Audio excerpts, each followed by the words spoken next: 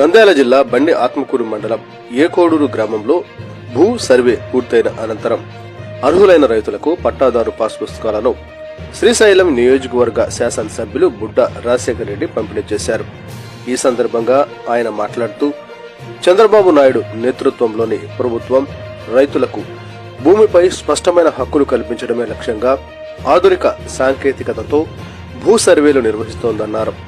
భూ కొలతలు, సరిహద్దుల నిర్ధారణ సాంకేతిక పరిజ్ఞానంతో చేపట్టడం వల్ల దశాబ్దాలుగా కొనసాగుతున్న భూ వివాదాలకు పరిష్కారం లభిస్తోందని తెలిపారు.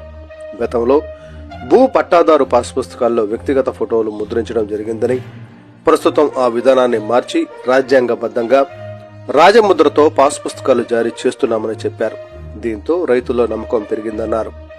పట్టా పుస్తకాలు అందడంతో రైతులు బ్యాంకు రుణాలు, ప్రభుత్వ పథకాలు, బీమా సౌకర్యాలను సులభంగా పొందగలుగుతున్నారని పేర్కొన్నారు.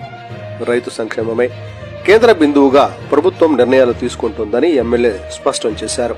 ఈ కార్యక్రమంలో మండల TDP convener Nagakrishna Reddy, joint collector Karthik, Bannuru Ramalinga Reddy, Kancharla Suresh Reddy, Manohar Reddy, tahsildar Padmavathi, MEO Yashoda, Mohan Reddy, ICDS supervisor Ramadevi, Vaddu Madhusudan Reddy, Srinivasa Reddy, Shivakumar, Sekhar Reddy, revenue సిబ్బంది, ప్రజాప్రతినిధులు, రైతులు పెద్ద సంఖ్యలో పాల్గొన్నారు. ఇంటి స్థలాలు ఇస్తే ఏం చేసినారు? డబ్బు కట్టండి, మీరు రిజిస్ట్రేషన్ చేసుకోండి. ప్రభుత్వము పేదవాడికి లేదని చెప్పి పాపం ఇచ్చింది. మళ్ళా నువ్వు డబ్బు కట్టి దాన్ని రిజిస్ట్రేషన్ చేసుకునేది ఏంటి? అది ఆస్తి వాళ్ళదే. ప్రభుత్వం ఒకసారి ఏదైతే ఇంట్లో స్థలం లేదో, పొలం లేదో అని చూసే పేదవాడికి కాబట్టి ఇస్తుంది. నాకం కోరుకో జేసీ గారికి ఇయ్యరు కదా భూమి. మళ్ళీ దాన్ని రిజిస్టర్ చేసుకోండి. దానిపైన ఎవరు భూమి అంటే ఇద్దో. ఎవరిది ఇది భూమి? జగన్మోహన్ రెడ్డి ఏమైనా సంపాదించి ఏమైనా గ్రామాల్లో రైతులకు ఇచ్చినాడా, పేదవాళ్ళకి ఇచ్చినాడా? లేదా జగన్మోహన్ రెడ్డి గారు తండ్రి గారు ఏమైనా సంపాదించి ఇచ్చినారా? లేదంటే వాళ్ళ తాతగారు ఏమైనా సంపాదించి ఇచ్చినారా? ఇది మీ భూములు, మీరు కష్టపడి సంపాదించుకున్నట్టువి. మీ తండ్రులు, మీ తాతలు. ఇప్పుడు జేసీ గారు నేను కూడా మాట్లాడుకుంటా ఉన్నాం. ఇంకో విషయం చెప్పాలి మొదలుపెట్టుకుంటాం. మళ్ళా జేసీ గారి పాపం ఆరోగ్యం బాగలేకపోయినా ఈరోజు మన కార్యక్రమం కోసం రావడం జరిగింది. వాళ్ళకి ధన్యవాదాలు చెప్పాలి మనం అందరం. ఎందుకంటే ఇప్పుడు నేను క్లారిటీ ఇచ్చేది వేరే అవుతుంది. మీకు అధికారిగా జేసీగా చాలా పనులు వాళ్ళే చూసేది, వాళ్ళు క్లారిటీ ఇచ్చేది. నేను జేసీ గారు ఇక్కడికి రావడం మనకు చాలా సంతోషం. ఎందుకంటే మీరు అడిగినట్టు ఎందుకు నేను ఇందాక కూడా 2-3 సార్లు మీకు ఏమన్నా డౌట్లు ఉంటే వచ్చి చెప్పండి, మాట్లాడండి. ఎందుకంటే మన దగ్గర నుంచి పోయే ప్రతి అర్జీ మనం పెట్టుకునేది తహసీల్దార్ నుంచి జేసీ గారికే పోతాయి. ముఖ్యంగా ఇటువంటి సమస్యలు, ఎస్పెషల్లీ ఈ భూములకు సంబంధించిన విషయాలు జేసీ లాగిన్లోకే పోవాలి. సో ఆయన మనకు ప్రత్యక్షంగా మన దగ్గరకు వచ్చినప్పుడు మనకున్న సమస్యలు చెప్పుకోవాల్సిన బాధ్యత కూడా మనకే ఉంటుంది. ఆయన పోయిన తర్వాత మళ్ళీ మీరు నాకు చెప్పినా మళ్ళీ ఆడికే పోవాలా? ఒకసారి వచ్చినప్పుడు అధికారులు వచ్చినప్పుడు వాళ్ళు నోట్ చేసుకుంటారు, మన సమస్యలు వింటారు. కాబట్టి అవన్నీ అందుకే మిమ్మల్ని మాట్లాడమని చెప్పినాం. సో ఇవన్నీ పోయినసారి చూసాం మనం. జగన్మోహన్ రెడ్డి బొమ్మ, ఈ పాస్బుక్ కూడా తెలుసు మనకు. ఇందాక అందుకే పాస్బుక్ పాతది తెప్పేయండి అని అడిగిన. ఒకసారి మళ్ళీ గుర్తు చేసుకోవాలి కదా. గుర్తు చేసుకోకపోతే చూడండి ఎంతమంది ఉన్నారు దీంట్లో. దగ్గర 23 మంది 24 మంది ఉన్నారు. పాస్బుక్ నాది. ఇంకొక ఎగ్జాంపుల్ చెప్తున్నా. పాస్బుక్ ఏమంటే పొలం నాది, భూమి నాది, సర్వే నెంబర్లో ఒక 10 ఎకరాలు ఉందనుకున్నాం.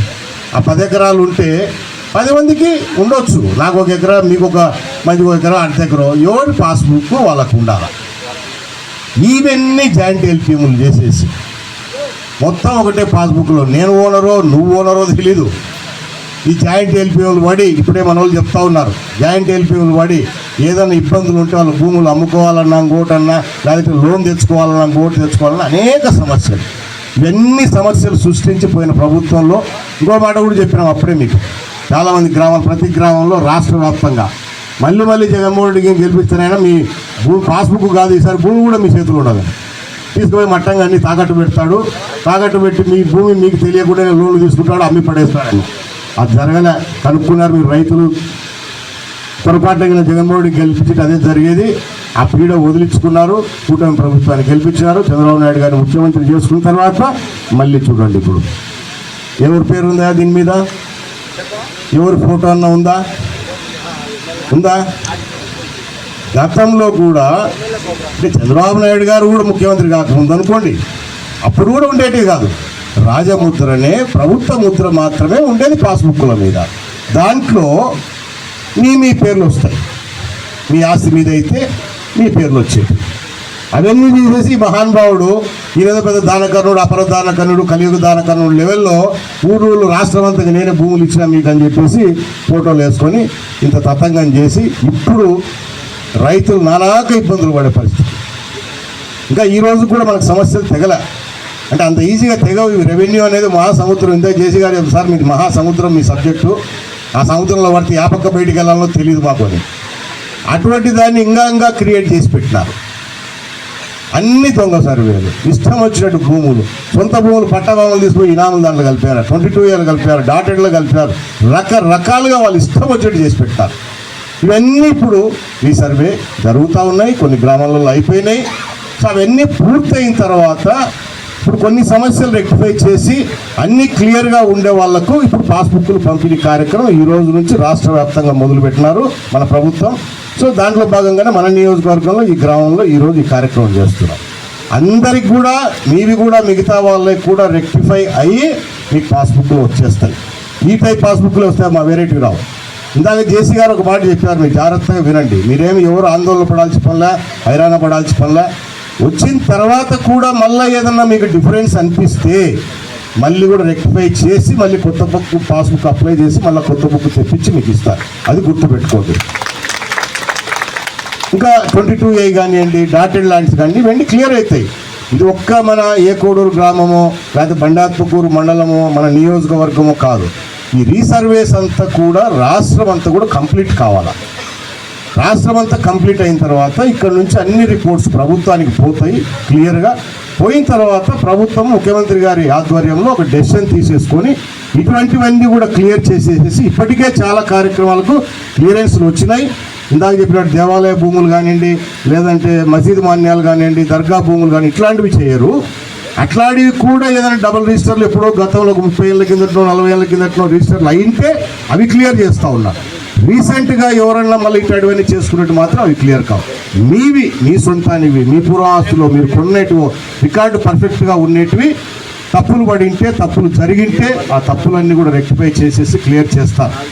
ఎవరేం ఆందోళన పడాల్సి పని లేదు. మళ్ళీ చెప్తా ఉన్నా, ఇది మన ప్రభుత్వం, మీ ప్రభుత్వం, ప్రజల ప్రభుత్వం, గుర్తుపెట్టుకోండి. కాకపోతే ఈ తప్పులన్నీ కూడా సరిదిద్దడానికి కొంచెం టైం పడుతుంది.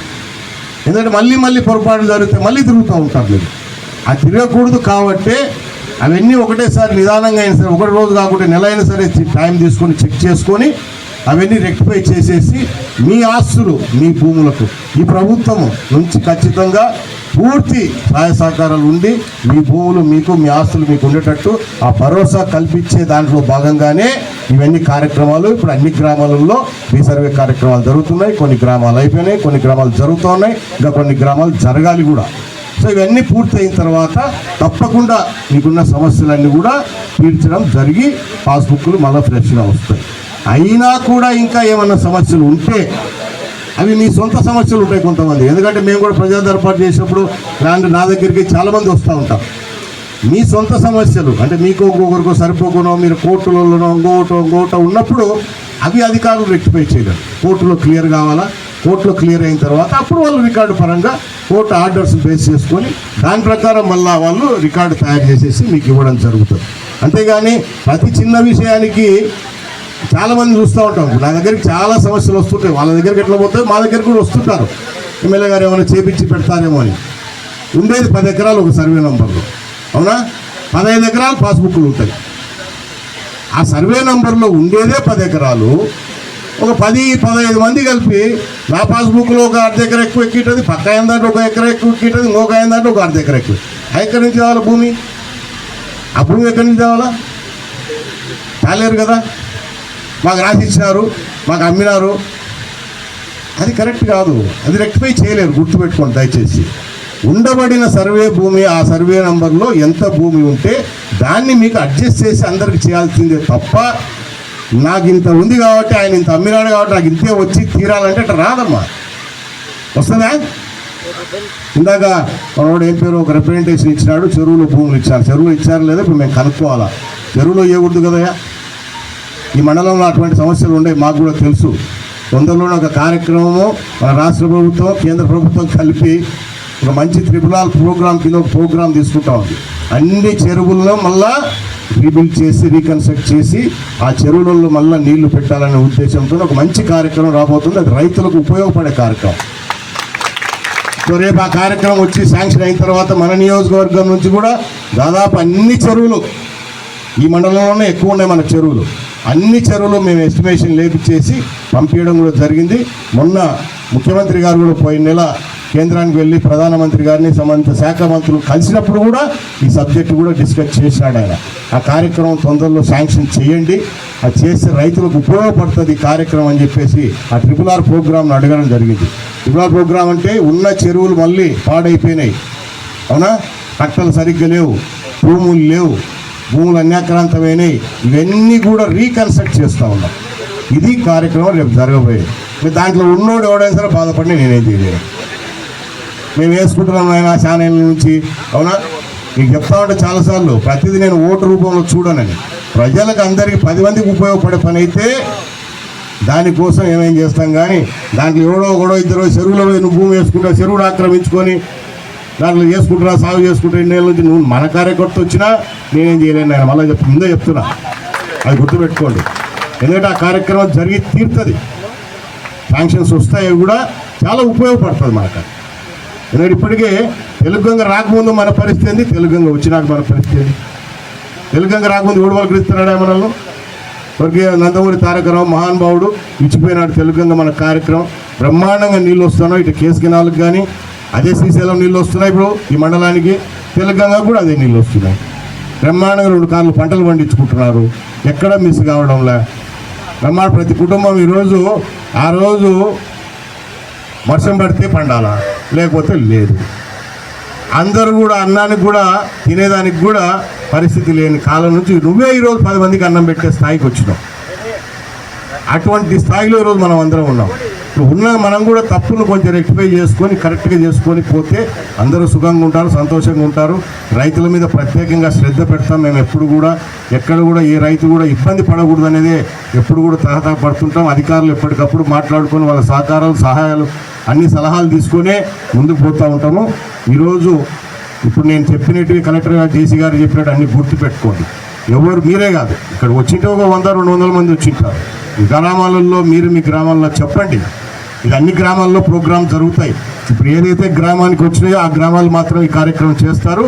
రాని గ్రామాలు కూడా మళ్ళీ వస్తాయి, అందరికి కూడా వస్తాయి. ఇప్పుడు ఫస్ట్ ఫేజ్లో ప్రతి నియోజకవర్గంలో కొన్ని తీసుకున్నారంటే పూర్తిగా ఏ ప్రాబ్లం లేకుండా అన్ని రెక్టిఫై చేసి ఇచ్చారు అని అనుకునే ఇస్తున్నాం.